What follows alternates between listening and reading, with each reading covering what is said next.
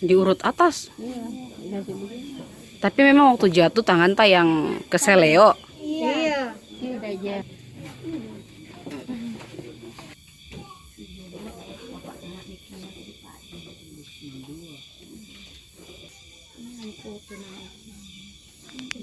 Bukan daging itu ya?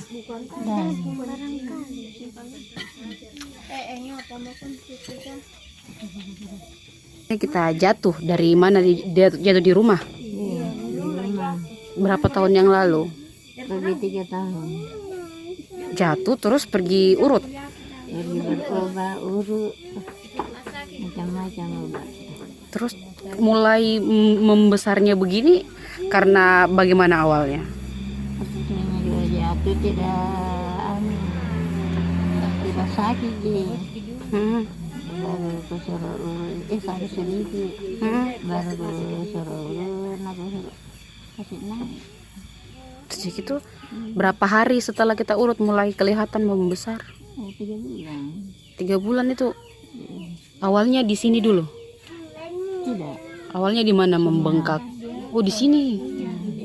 Kita ndak cek ke dokter. Dokter. Cuman dokter bilang apa? Dibawa di Gorontalo, dibawa di Siloam, Kak. Di Siloam.